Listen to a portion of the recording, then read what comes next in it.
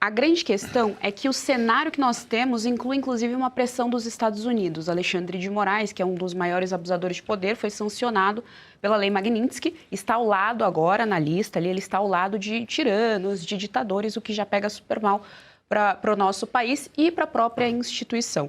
A minha pergunta para o senhor é a seguinte: dentro do Senado, há horizonte para o impeachment do Alexandre de Moraes, já que aí sim seria um processo democrático, já que a Constituição prevê esse impeachment, né, esse recall, digamos assim, essa vontade popular mandando nesse jogo democrático. Então, gostaria de ouvir o senhor a respeito desse clima, digamos assim, dentro do Senado. Inclusive, o Davi Alcolumbre se incomodou bastante de ser o Messias, justamente porque queria o Pacheco, que já estava ali, Pacheco que sentou por 2 anos em processos de impeachment do Alexandre de Moraes. Gostaria de ouvir o senhor a respeito disso e gostaria também de ouvir o senhor se o senhor apoiaria o impeachment do Alexandre de Moraes. Olha, não existe a maioria para o impeachment de um ministro supremo e é uma medida bastante drástica. Por isso que o ideal mesmo, como eu disse, seria um recuo do Supremo em alguma dessas pautas mais polêmicas e antagônicas em relação à sociedade.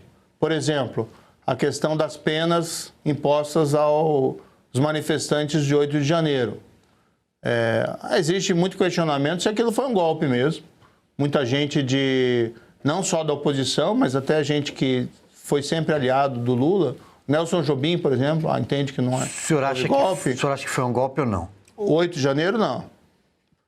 Não existe uma evidência que conecte aquelas discussões que estavam ocorrendo em dezembro com os atos de 8 de janeiro. A meu ver, ele foi uma multidão que extravasou, não poderia ter feito o que fez, não pode quebrar, destruir patrimônio, invadir prédio público.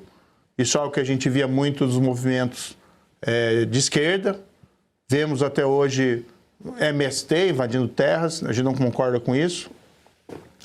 Mas não que aquilo fosse um movimento concertado e coordenado por um artífice maior.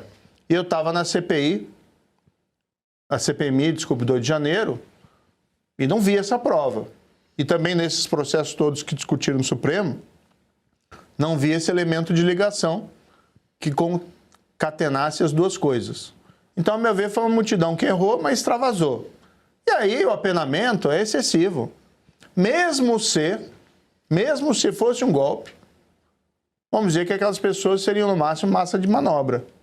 E eu não consigo ver razoabilidade em você botar 14 anos de prisão numa mulher como aquela Débora que pintou de batom uma estátua.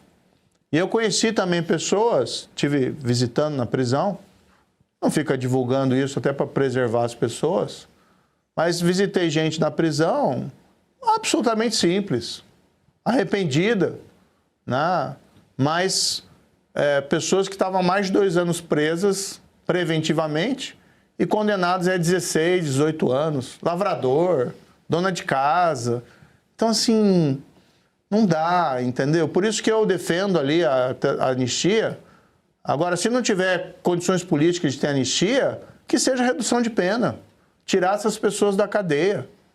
Né? Não tem como justificar 14 anos de prisão por uma pessoa que passou batom numa estátua.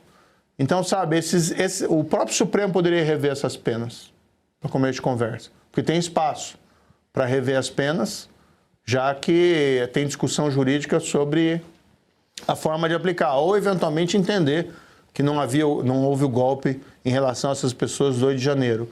Mas que, se não for assim, que por reforma legislativa. O que não dá para deixar essas pessoas apodrecendo na cadeia ou sujeitos a penas assim tão longas.